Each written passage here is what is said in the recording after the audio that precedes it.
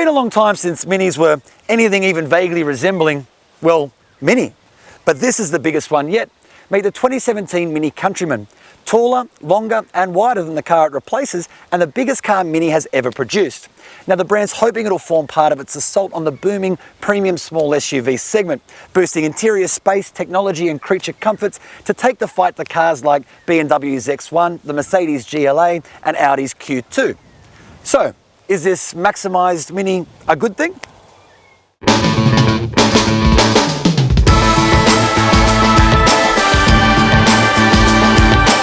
The Countryman lineup has been streamlined for 2017 with 4 clear models and not a manual gearbox to be seen. The range kicks off with the frugal Cooper, powered by a 3-cylinder engine, before stepping up to the diesel Cooper D.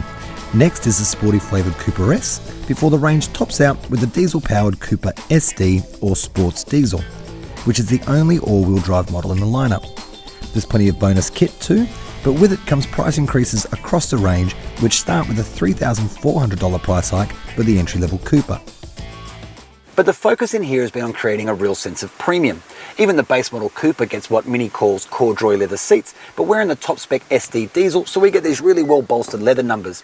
Elsewhere, every trim level gets dual zone climate control with vents in the back for backseat passengers, and the dash has been reconfigured with some really nice materials, but it's still unmistakably Mini, and there's some really lovely touch points and some very cool switches.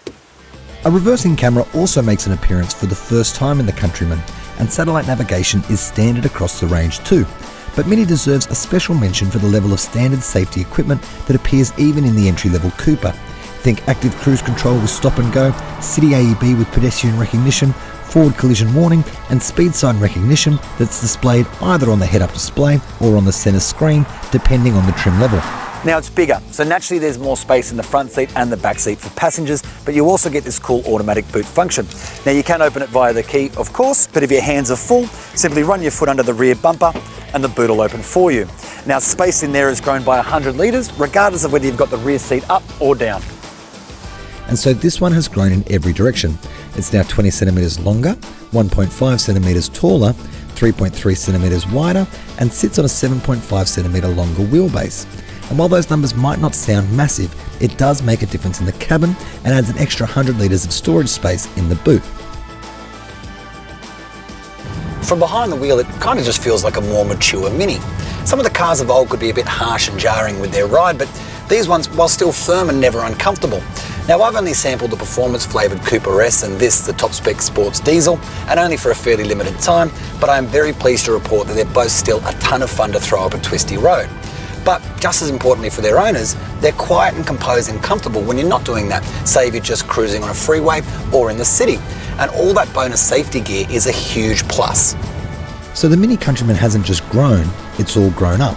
And while it lacks some of the quirkiness of the Minis of old, that won't hurt its appeal to families hunting for an SUV that's just a little bit outside the square.